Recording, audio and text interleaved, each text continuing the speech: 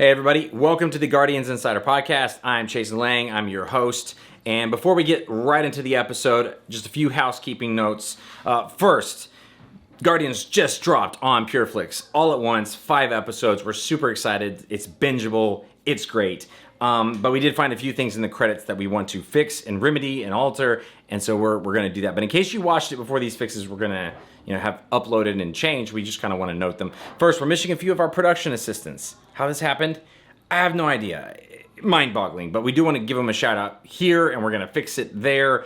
But until then, we just want to thank Tyrenica and Marie and Shane McCombs because they were very helpful and important people, and we're going to fix that. And then also, we had the great experience of filming at Blue Butterfly Cafe there in Fort Worth, and they are awesome. But in the credits, it says the Blue Butterfly Cafe. There is no the. It's just Blue Butterfly Cafe. Cleaner, it's awesome. And they're associated with Trim Healthy Mama, which is now, since I believe brand changed to just Trim Healthy, and we're going to change that as well. And so that's going to be in the credits, but we wanted to address that here because they're awesome. If you don't know who they are, you got to check them out. Amazing group, amazing people. Next, we do want to say Guardians does have a kind of a grassroots, crowd that we're trying to raise up support for the show. If you like the show, we really need your help supporting the show, sharing it on your Facebooks and your Instagram. Follow our Guardians TV series Facebook page. BTS stuff is all there. We're going to be uploading podcast episodes and things like that there. But if you could share it, tell your friends, that would be awesome because we're trying to generate as many eyeballs as we can on the show because hopefully that's the only way we're going to get a season 2. I mean, that's just the truth, is that you got to get a bunch of people to watch it if you want to have a chance at making more episodes. So please do us a favor and share that. And finally, before we jump into the show, today is episode 1 of the podcast, and we have some awesome guests for this episode. We've got James DeWitt III, who plays Jack, Grant Davis, who plays David, and Kris Clinton, who plays Mills. So it's an awesome show. If you have questions or comments, or you have things you want us to address in future episodes of the podcast, please leave them in the comments or questions below. And with that, let's get to the show.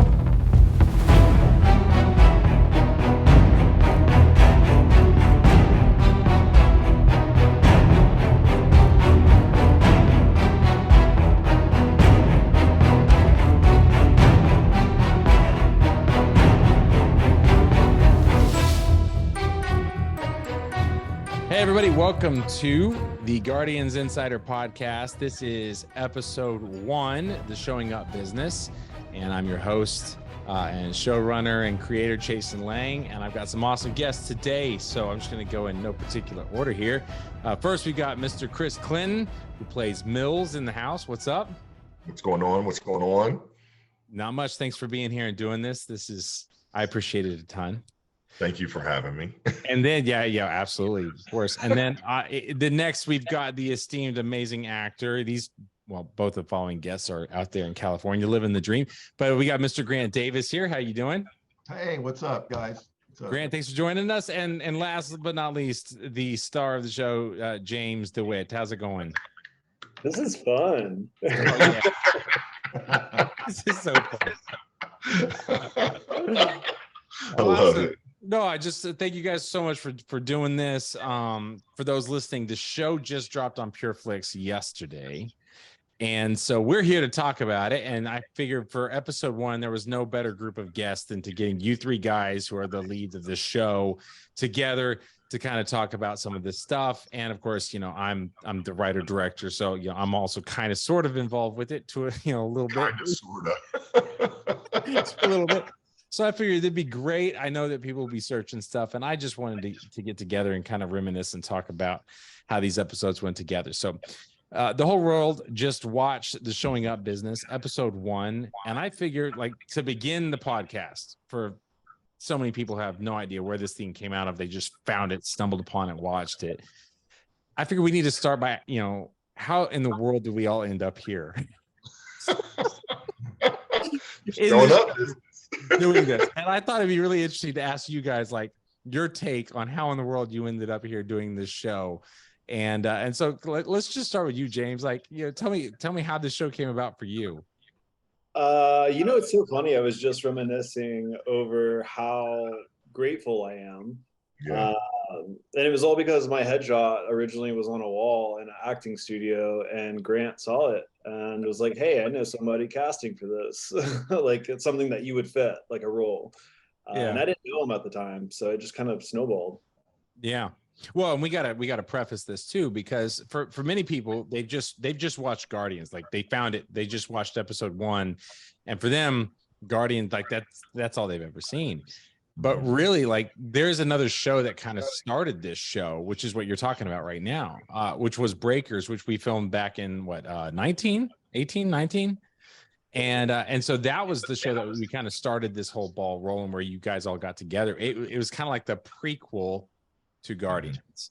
And so as people are listening to this, it might still be on Amazon. I'm not totally sure when it drops. It disappears because it's being rebranded as a prequel Guardians season. But that's kind of where we found you, James. And literally, you were the last person that I cast on that show. Like everything was cast except that one role, and that's because I couldn't find anybody that just fit the bill that I looked at and thought that person can do it. And then, dude, randomly, like what was it? It was ridiculous. Like 24 hours before we started shooting your stuff, like it was so fast. And then, like we found you, were like, hey, can you show up tomorrow? It's time. And so that's how you got here. That was run and gun. It was. Yeah, but so tell me about specifically the Guardians. How did you, did you see this coming? Like, I mean, for me, I did not see this coming. So when I got to call you and be like, "Hey, guess what?" I was curious how you took that.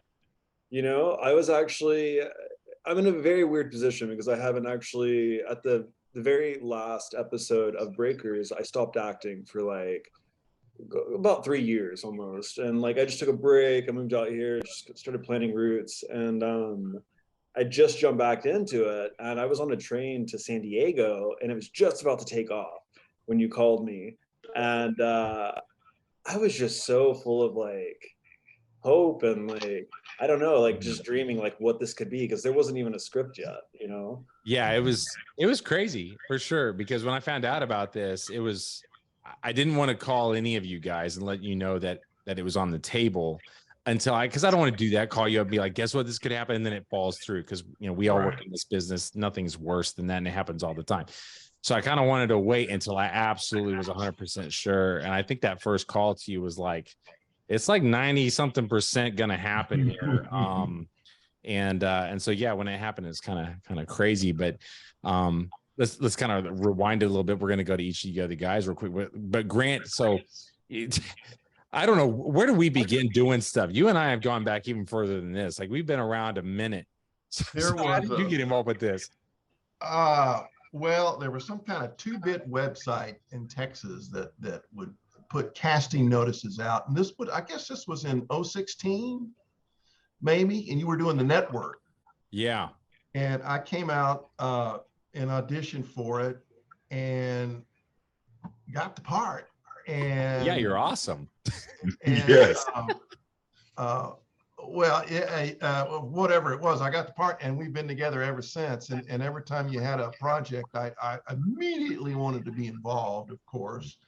Yeah, you've become my Michael Caine. Like, you've said that, and I like the sound of that. I like the sound of that, and I'm always, no matter where you go or what you do or who you work with, I'm always good for a guest star. Yes, sir. Yeah. Well, this one definitely took you a little further than that, because like when we started, this was a lead. This was a series regular for sure. Yeah. So this kind of took us off into a really fun place. But yeah, it was fun that we had a relationship already from working on so many weirdo. I mean, I had you on Wyatt's Fort, which is a puppet show. I mean, that's like way over there. And so to finally bring you back, and I got to be honest, one of my favorite things about the series was how excited I was to actually like push some of the limits, push some of the acting that I could see from you, because a lot of the other stuff was comical or funny or very simple. And this had a lot more range, so I was really excited about that. Well, it definitely did.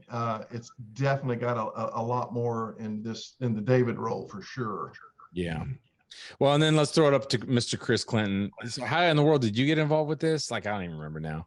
So I happened to be on a commercial set with Amanda Erickson, who was playing Harper at the time. Right, Harper Ross and Breakers. Yes, and so she actually had mentioned my name to you, and I got a Facebook request, and at that time as well too.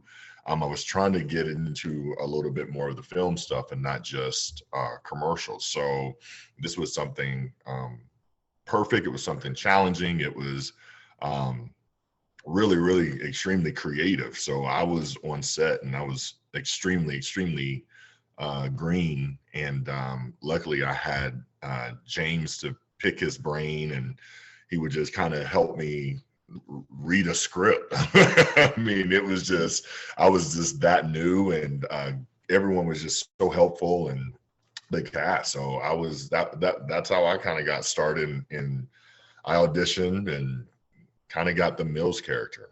Yeah. Well, and it was fun because so when Guardians came about, so Breakers happens for the audience, Breakers happens, and then Guardians opens. They just watched episode 1. It opens with the caption 3 years after Monday, the 23rd. And of course, you have no idea what that means, audience. But if you went back and watched Breakers while you can, before it becomes Guardians prequel, that would explain a whole heck of a lot, because these characters were already kind of built. Yes. which was a major thing with PureFlix when they wanted to kind of do this show, was that they liked kind of what I had done already. And so it kind of, when we were talking about doing this show, it kind of locked you guys in, because I had always had an idea of where I wanted to go. And while this season wasn't quite it, because it's a micro season, it's only 5 episodes, right? So it's pretty small. I definitely had some ideas on where I could take these characters and go. And so but let's kind of move into that. How about that? Let's move into a little bit. I kind of, and we're gonna do this. I've got my own set agenda here, but as you guys, if you want to talk about something, you jump in there. You just say, hey, I have a question, and just do it. This is informal. The audience doesn't care. They're good. We feel like we're on set and you're just directing us, so you keep going. That's why I wanted Charles, our one of our producers, to kind of DJ this thing, so it wouldn't be just me talking. No, it's good. You're but good. he can't be here. He'll be on the next episodes or so. But so let's just talk about. I want to talk about the opening scene, because it establishes a few things for us. One, it's a way different show than what we had done before. This is its own thing. And two, it's an action sequence, which is also a way different thing. And so we had, the Ronin stunt team come out and work with you guys. And it's an opening scene that I'm actually pretty proud of for what we did. And so I just kind of want to jump in there, and let's just start there and tell me about your experience with, the filming, the preparing for that, and how that went down, and kind of how it turned out, because the audience just watched it. And I definitely think it's a leap for a Christian show, for a PureFlix show. This is an unusual way to begin a show. And we kind of did that. So let's just kind of jump in there. So we'll start with you, James. Why not? What do you think? Oh, dude, it's so good. I was super nervous, obviously. That entire intro. Are we allowed to say what happens? Everybody's just watched episode 1. They've all seen it. That whole fight sequence, I mean, not only mine, but teamed up with these two guys, unbelievable. I get to fight 10 guys, and the choreography from that stunt team, it looks solid. Everybody delivered. I'm I can't wait to use this in my reel. Absolutely. I have a question. Yeah, Grant. Did either one of you guys expect the scope of those fight scenes? Because I remember saying, there's going to be a fight scene, and we get there, and there's 15 people on set. Right. Table of these fake props, fake screwdrivers, fake hammers. It was way beyond the scope of what I thought it was going to be. That was my impression. What was your impression? No, I agree with you as well too. I remember showing up on set and just okay, let's see how this works. And I thought the stunt guys just did a really good job at preparing not only us, but the other guys, getting those guys involved, and just kind of keeping everyone safe. And like you said, it turned out pretty awesome. It was really legit. So you know, a lot of those fight scenes in those movies take months to Yes. do. I don't know if anybody realizes it, sees it. I mean, we did that in a day. Mhm. Mhm. Yeah, that I mean, is everybody came prepared, but we put that together in a day. Yeah. it was really crazy. And like, again, that's why I'm so proud of it, because it did turn out really well. And I listened to other shows, podcasts, and they'll be talking about how they film the episodes, and it was like we we worked all day for that 10 seconds. And I'm like, 10 seconds, we have to do the whole sequence tonight, you know, before we go to bed. That's the way it works. It was crazy. But yeah, I got to shout out, you know, again, Ronan Stunt Team. They came out and really did a great job. But you know, we had a bunch of guys from some bikers that I know show up to kind of be the stunt guys. These are not stunt actors at all, but they look rough and tough, and they looked the part. And it was a really fun sequence to just say, hey, go in there and learn it. And I got a, you know, a behind the scenes thing for me as the director walking around nervously in the background.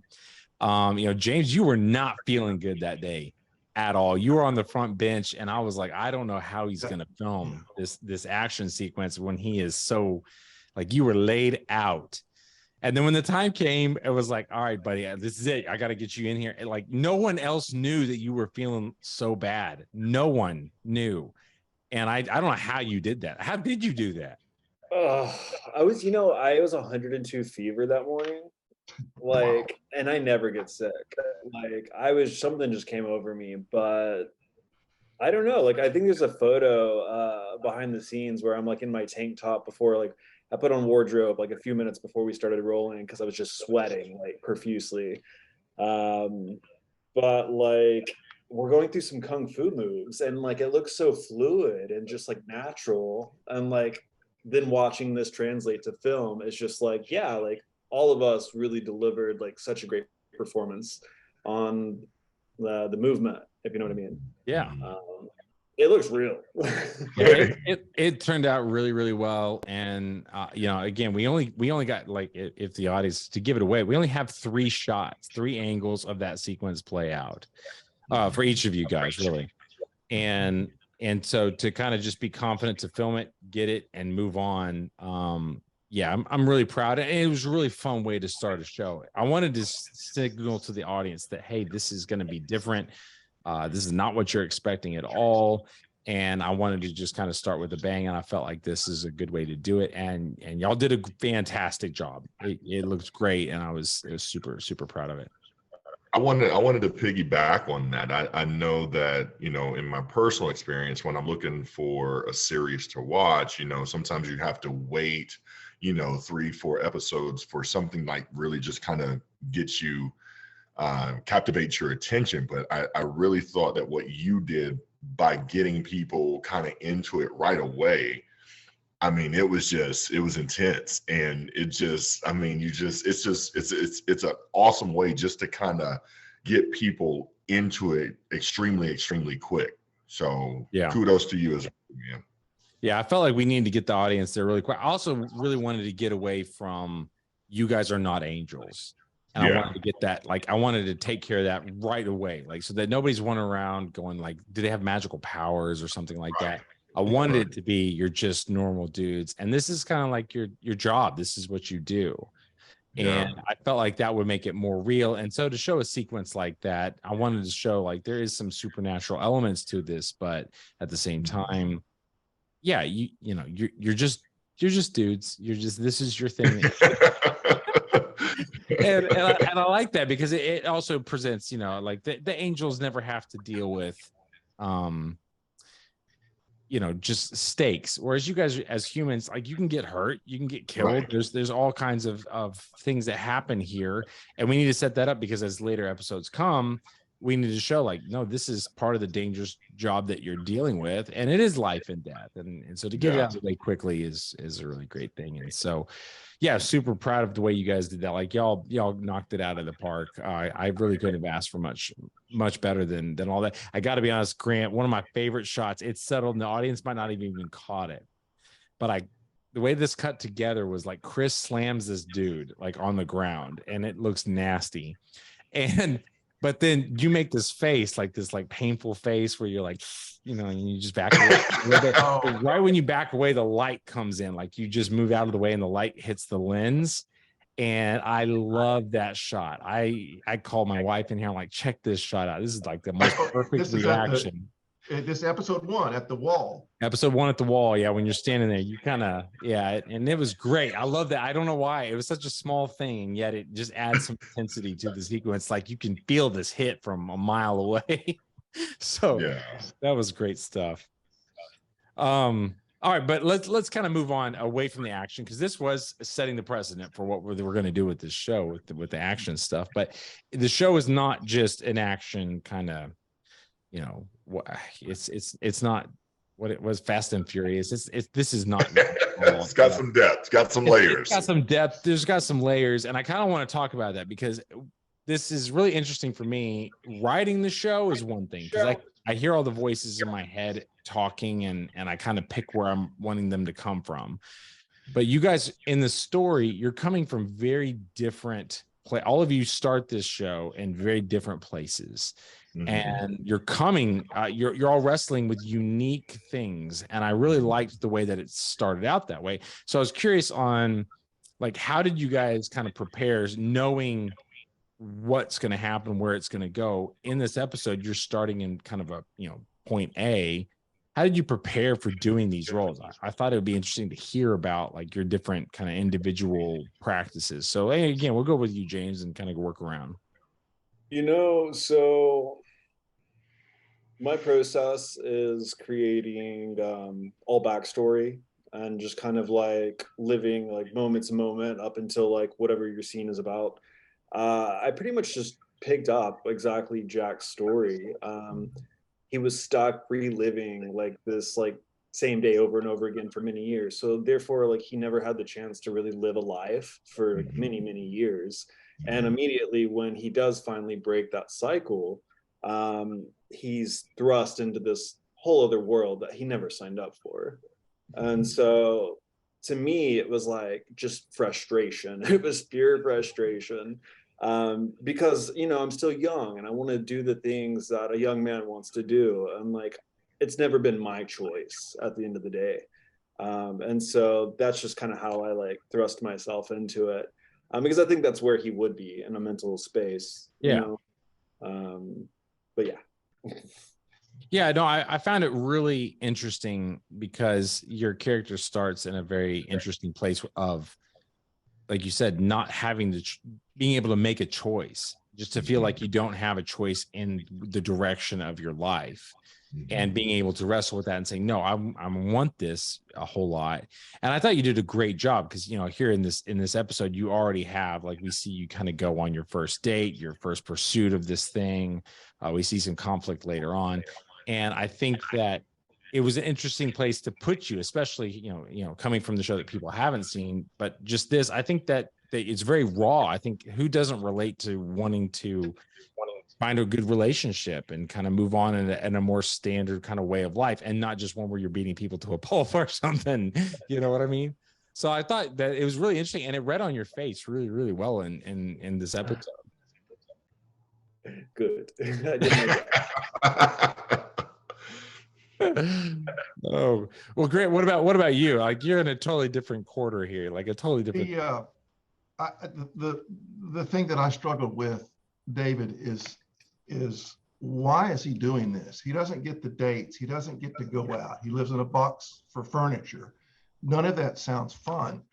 Part of the backstory that I came up with was that something very tragic had happened in the past. And if you look at that one scene that we're doing with Jack, said you can't bring people into this. I mean, I nearly choke up. I nearly break up if you'll watch that, because I had made it so real of such a tragedy it happened before. So David's motivation was really just to protect people. And if you watch this whole series, there's only 2 times that David ever expresses any kind of pleasure or smiles or any kind of happiness. The first time is when in the first episode, when he knows that that girl is saved, when Jack has his lines and Mills that were standing behind him, Yeah. David has the slightest hint of a smile that you don't see in the rest of it, because he knows that she's protected. Mm. And then the other time was at the very end. Hang on, we don't want to tell anybody else. Well, they haven't seen. There's another person. There's another person in a later show that David realizes that they're going to be protected, and then there's another half a hint of a smile. So the thing that keeps him going, that lets him live in a truck and live out of a bathroom, is that his idea is protection. He's trying to make up for people in his past that he could not protect. Yeah. Well, when you play that scene out between you and James, when you're out in that kind of parking lot, not to get into the filming part of it, but just your performances there when you're talking to each other, that comes across so well. It was one of the moments watching you act that thing was impressive, because I bought it, like, you know, and I'm like, I like, this guy has got that depth. He's clearly coming from something. And, you know, it also kind of plays to me a little bit like that fatherly, I don't want my son to get hurt kind of an idea. And yet you did that so well. You wanted to protect him and everybody else around him.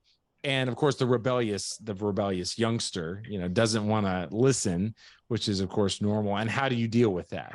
And so it was fun because you're not his father, and yet you still have to deal with, how do I herd this stray cat, you know, kind of an idea. But your performance there was amazing. I remember, I think I told you the day we filmed that. Yeah, I think that was some of the best acting I'd ever seen out of you. Well, that scene was, you know, very pivotal. It basically explains the entire series. Yeah. So much is in there, and I recognize the importance of that scene and spent a lot of time with that and trying to think through the different emotions that would come with that and the different motivations that would come with that, and lay that across the relationship that I have with Jack, which is, like you say, I'm not responsible. I'm not a father, but you kind of what you do is going to depend on what I tell you need to do. Yeah. Well, and when you talk to April, who plays Jessica, the therapist, you know, you even mentioned, like, he's supposed to be this guy that you're training up to kind of maybe take your place or something. And because I'm wrapping up in it, and he's got it after I'm gone, which you never know, he'll be the only one left.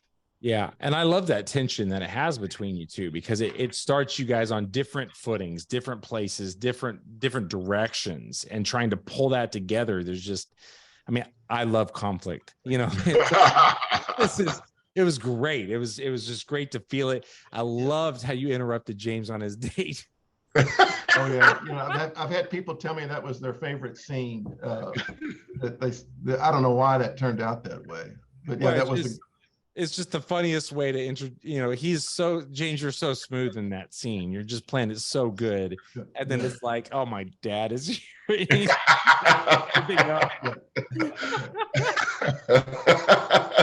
Oh, so shocking. You're shocking.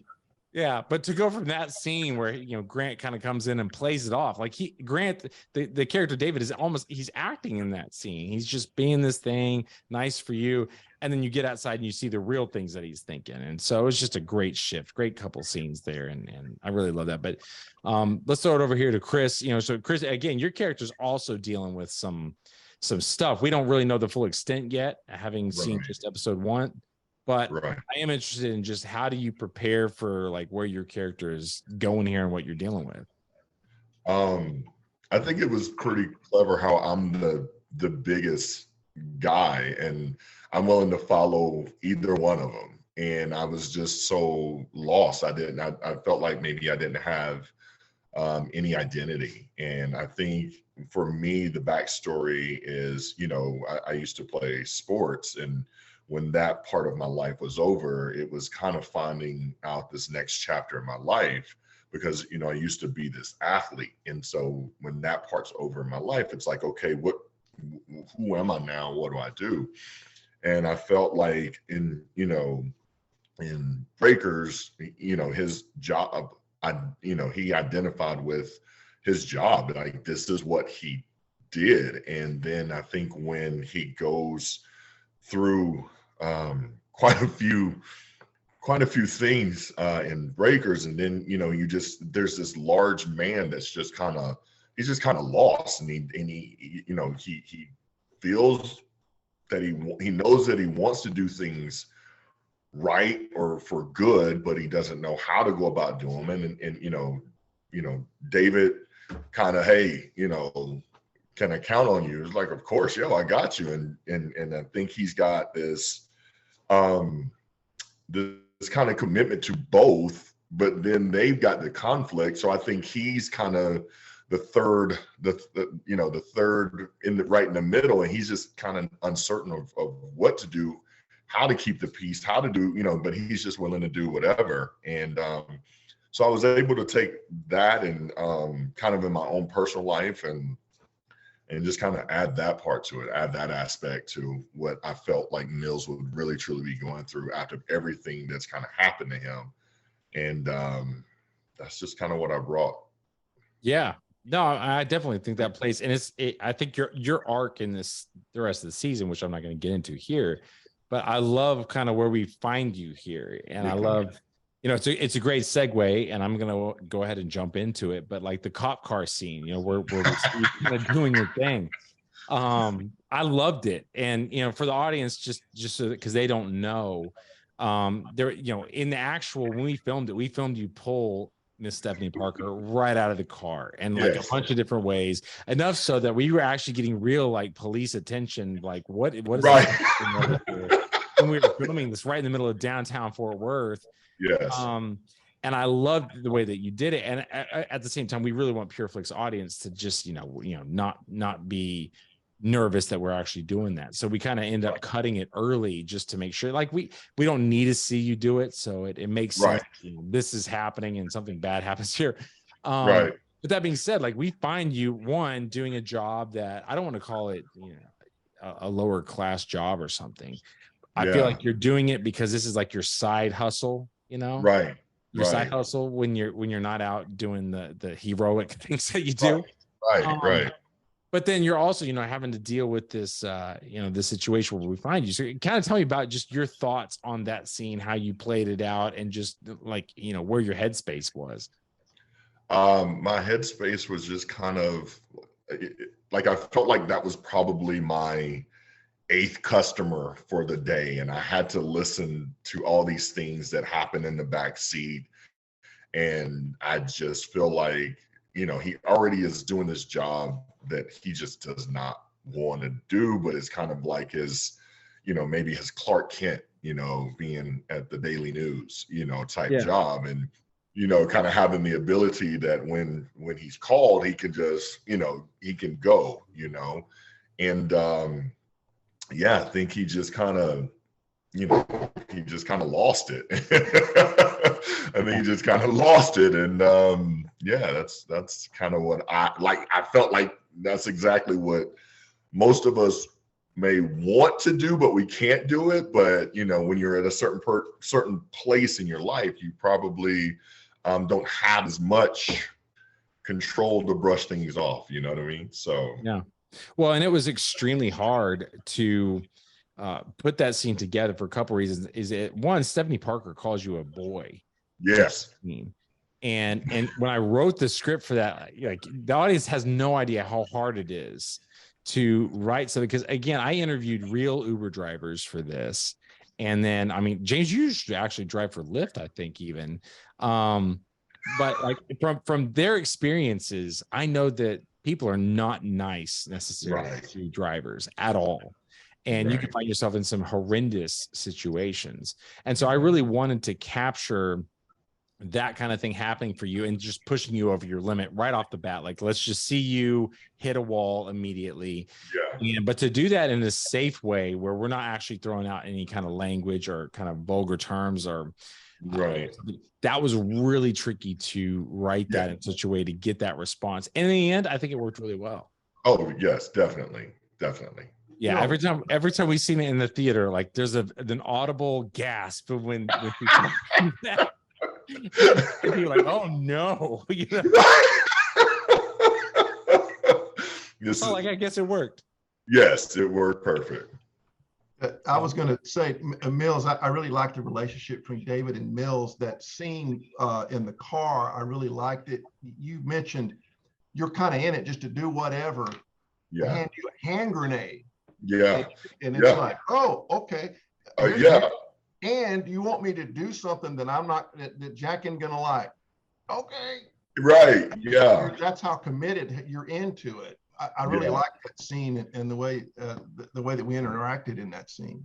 Agreed. And I think, you know, again, if people are able to watch Breakers, I think you and I had such a total different relationship, but we had a relationship. This one got a little bit more kind of, we had a little bit more camaraderie, but I think there was a kind of a respect for you. And like I said, I think, you know, Mills is just kind of, you know, I think being a former police officer, I think he's used to following orders as well too, you know, and he is, you know, if you're his sergeant and you're telling him, hey, this is what I need to do. I need you to do this. And then I need you to do this at this time. Okay. Yes, sir. You know, I'll do it at that, you know, whatever it is that you need, you know? So I liked our relationship as well too. Yeah. I think that scene for me, it's such a simple thing. And if you want to, you're like, well, why do we even need to see this scene necessarily play out? But I think it's a very powerful little moment there because it shows the level of relationship that you have without really explaining or telling it. Because if you're going to be willing to do that, I mean, when I watch the scene, I always take it like this is not the first time he's asked you to do something like this, and it's always worked out. So you're like, nah, I got you, you know, and you're just going to do it. But that tells me that you guys have seen some stuff that we haven't seen here, and you have some trust here that, you know, so the audience just knows, well, if he trusts David, then David's clearly got a plan. He's got an idea on what's going on. Yeah. And it tells that in a really simple way. So that's a really fun little moment there. And we'll see where that goes. James, people would probably show up at my door and burn my door down if I don't bring up your audition scene. So nervous. They love that scene so much, and I love it so much too. Like I crack up even now. I've seen it probably 100 times. So tell me, the sequence where you're there talking to Amy, and you know, you kind of are getting the date, so to speak, and this is how you get it, and then we see your audition. How did that feel acting that? Because that's one, it's a weird situation. You're in a room, you've got a ton of women in this room. And then like, that was the most random extras we've ever had show up to watch a sequence ever. Like that room was packed. There's like 40 people there watching this thing go down and then watching you do this audition. So just tell me a little bit about that. And like, I did not direct you to say some of the stuff that you said in your audition, and yet it's hilarious. So like, how did this whole thing come about for you? I have to thank Grant for this one because Grant and I was really nervous about it. And like days before, like, you know, at the very beginning of the shoot. And I brought it up to Grant and, you know, we could just kind of walked through it. And I was like, I need a second set of eyes for this. And he actually gave me some great pointers. And we worked through it several different ways. Yeah. And I ended up going with I took a lot of your notes actually, and it came out pretty good. I was so nervous though, like I think you can see I have like sweat stains like in that scene. There were 40 people in that room, like he said. Oh man, but it came out great actually. Surprisingly, you look like the worst actor in the world. Yeah, and that's what we wanted. So. No, it was great. You're like I didn't know how you were gonna not act. Like how do you tell an actor make sure you're horrible? And yet you just you nailed it. I really didn't have to do much of anything. You showed up and just nailed that whole sequence. Yeah, thank you. Because I didn't, honestly, and we never watched playback. So it's like, I don't know how that take went. Like, well, I guess we'll see in 6 months. Well, it is really funny to watch, and just I love how you keep getting closer to the camera to make it more uncomfortable. And your last little light shoulder turn where you fluff your hair. So great. So great. I have a question. I have Go a ahead, question. jump in there. James, have you ever gone that far for an actual date? No. Jack's really working for it in the show. Oh, yes, he is. Yes, he is. That's a lot of work. Dude. That's a lot of work. Yeah. Well, this is really fun too, because this is the first time that I have a romantic sort of relationship happening here. Yeah. And so like it's an interesting way to start it also for you, because you're right in the middle of, we're seeing you at like young love, trying to get a date to happen, trying to see where this thing goes. It's really early, and we don't have much background for it. We just see the way that you look at her. And I think, like, again, your acting looks so good on these sequences. Like, you just play it so well. Thank you. I was you never know too, because you don't really meet, your partner until we're setting up and starting to roll. And it's like, oh, hey, like, nice to meet you. You ready to like have history? It's like only in filmmaking. Yeah. Well, I'm really, I kind of in my head know where you're going, but it's fun to watch something like this play out in like you met Alethea. I don't know what day. Alethea plays Amy. And I don't remember what day you met her, but like, just to start, like, be like, all right, guys, have some chemistry here, go. That's a lot, especially when you're doing a crazy production schedule. And yet you guys managed to really do an excellent job in these scenes, which I think are great. So it makes me, as watching it, wonder, like, okay, where's this going, and like what's going on, and if he's willing to do this for her, what else will he do? It's like, let's see if we can make him do some more stuff. Yeah. Yeah. Oh man. And then Grant, let's just jump over to you a little bit, and then I'm going to open it up to you guys, and you can kind of jump in if you have some questions you want to talk about for this episode 1. Because I've only got a couple other things I wanted to get to, but Grant, I do want to get to the final scene, which I love the way episode 1 ends, with you in that truck against that wall, and you're there with Willie looking in opposite places. I love the way that plays out. It works so well. Way better than I thought it would work, if I'm honest. And just tell me a little bit about how you went and incorporated that level of motion, because in real life, you're running from a public bathroom into a truck. And yet, man, I'm with you. I see dread there, and everybody else, when that episode ends, even when we've had the premieres, every time people are like, oh no, like something bad is coming. And so you played that. It's in your eyes. It's in your eyes when you're in that bathroom in the mirror, and then it's in your eyes when you get in that truck. So just kind of tell me about your, how did you play that out? Did you have any kind of thought processes, and what did you think about that? Yeah, you gotta, I think, I don't remember who it was. I think it maybe Robert De Niro one time said, if you think it, they'll see it. So in that circumstance, I just thought of my own personal version of horror. What would I really be afraid of?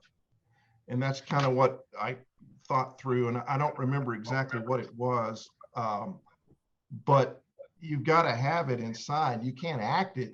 You have to feel it, if that makes sense. But I was going to say one funny thing about that scene. You wanted the action was to run to the truck. I had sandals on, and I ran about 6 feet out of the door. I ran right out of those sandals. So now I'm barefoot across the. I wish it had been faster, is what I'm saying, but I couldn't run that fast on the pavement. So it was as fast as I could do it. It was super important for us that you don't, destroy your feet on the middle of shooting. Well, those sandals, I ran right out of those, right out of the door. but you got to, anytime you've got an emotion like that, you just got to make it real for you. It's got to be real. You know, what would give you that level of fear? Mm-hmm. Yeah. And you just live it. Yeah. They'll see it in your eyes, and you said it yourself. You saw it in my eyes. Yeah. No, it plays. I mean, I noticed that. Yeah, I notice it when I watch other shows, like some great actors that I like in Better Call Saul and so on. Like the actors do so much with their eyes.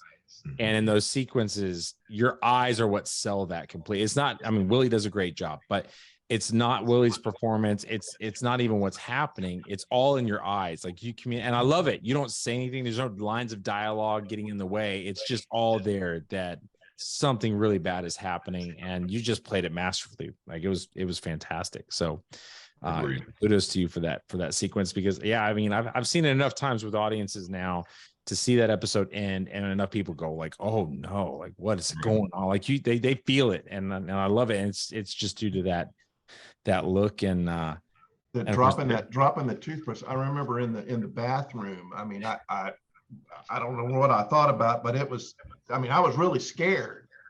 I put fear into myself somehow. Yeah. What shows, and why are we always filming in bathrooms? Man, I don't know. And why are we always filming when it's like 120 degrees? I was going to ask that question too. Yes, I have filmed the scene with all three of you guys in bathrooms so far. Oh, wow. It's very true. Even for different projects, and I've really got to stop doing that. I don't know why it's happening. Well, they turn out so well, so maybe you shouldn't stop it. Oh my gosh. All right. So anyway, we're in here. Before I get to my last thing, is there anything that you guys wanted to talk about from episode 1? Because we don't have a lot of time left. I want to make sure we get to anything and talk about whatever. But did you guys have anything you wanted to discuss? Oh, I don't know.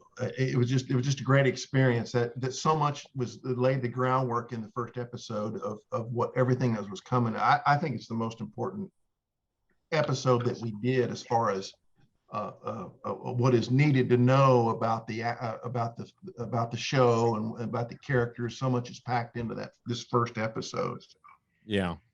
Well, as a writer writing this thing, putting it together, and kind of coming from where I knew all of you guys already sort of were, I was just really excited. One, y'all relieved a lot of stress because I knew I could, whatever I would write, I knew I could get it out of you guys and that you would do a great job. And so that made my life a lot less stressful. But two, I just really was excited to see you all in these particular roles, in these particular ways, all the way up to the end of the episode, just to kind of, say, hey, audience, here's these guys, and they're not your typical things that you might see, and they all have baggage, and they all have damage, and they all have a very interesting job. And I love how we don't ever define what your relationships or chemistry is at this point. Like you just all are a unit and you do these things, but you're all very pulled in different directions. And I feel like a lot of shows spend a lot of time like talking about, how people are relating and blah, blah, blah. And it loses me. And I love this because it's very intriguing the way we find you guys and the way this episode ends. And so I'm really excited to kind of see, where it's going with you guys.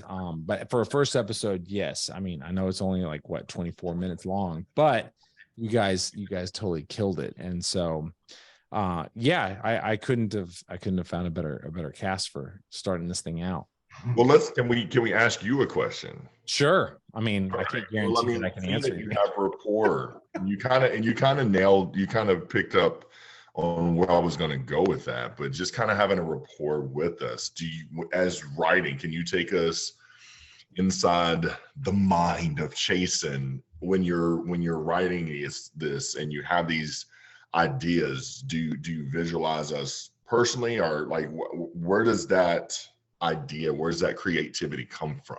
Yeah, well, I should probably bring my wife in here because she could tell you in absolutely, because she sees me do this when I'm writing, because I'll be on a laptop or something on the couch, and I will actually hear and act you guys out. Like your voices in my head. Like you have your own way that you talk, your own, like, and I can hear it all. Like, it's ridiculous. Wow. And so it's really actually quite fun, because if you gave me 5 minutes, I could tell you what your characters would say next, because I just know how you were going to bounce off each other. It's just a weird thing that happens. And I really enjoy it, because I really wanted to start this season in a place where your characters are so split apart, and they're also fragmented, and they're all dealing with very different things. And as a writer, I think you're all dealing with things that I also kind of wrestle with. And if I'm wrestling with it, I guarantee you other people are wrestling with these things as well. And I like that kind of stuff. It's real. It might be small. It might be like, I want to date. I want to go out and do this. I want to protect this person. I just want to have a purpose, like, Mills. Like these things are what people are wrestling with and spending a fortune at Barnes and Nobles trying to figure out all the time. It's just true. And so, to kind of find you guys and just kind of put you there and let you work together and at the same time have competing interests is just really fun. And a lot of times it will just be like, what can I do to create the most interesting conversation in my head? And if it's working there, it'll work on the screen. And so we just kind of go there. And so, yeah, there was a lot of kind of picking up, like, where would I start this show? And like I said, I had an original idea where we would go that's slightly bigger. So maybe in the future, we're going to kind of go that way. But for this one, I just wanted it to be something that, especially in the faith world, I think it's a great thing for people to deal with. It's like, is it okay? Can you have your faith and still make decisions, that kind of thing? What's your role? Like Grant says in that great scene with April, I feel like I'm spent. Like, what if my purpose ends? Like, what if I'm done? Like, is that it? Did I fulfill my purpose? And I think a ton of people, like, I think they feel that all the time. And how do you deal with that?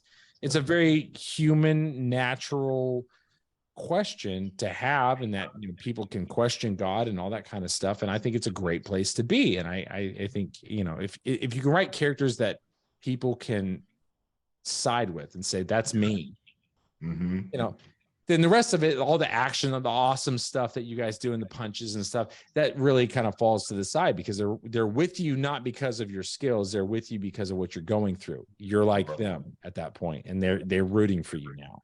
So yeah, it's a great way. And yes, unfortunately, yeah, you guys have a little piece of my brain rented out. And it's in there. Really creepy, but whatever.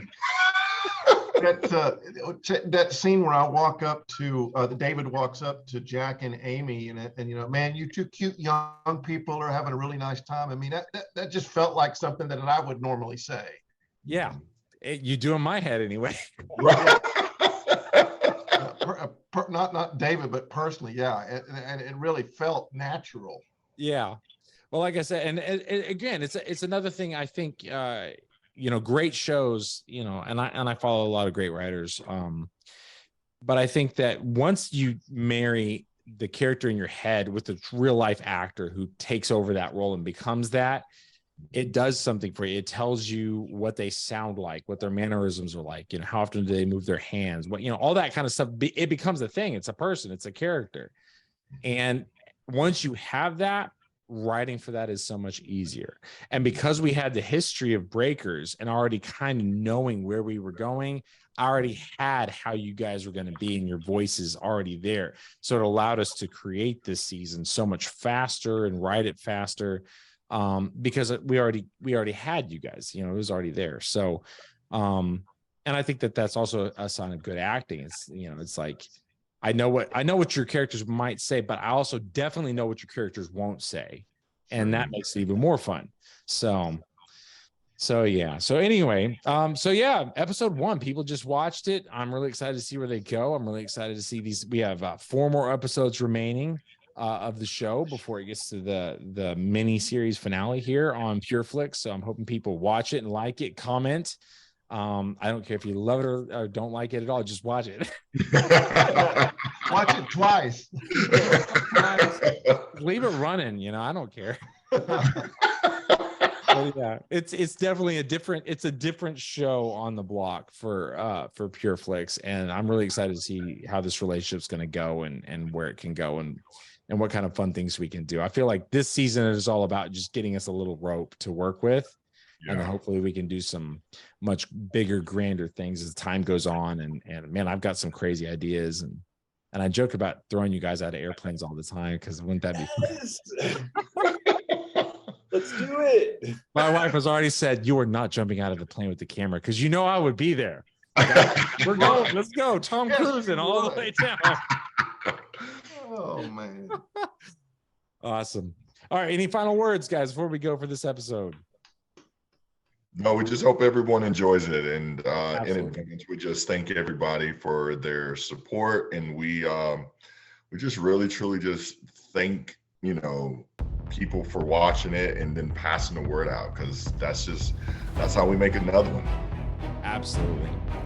All right. Well, thanks for listening. This has been the Guardians Insider Pod. Oh, wait. Did someone want to say it? I'm cutting you off?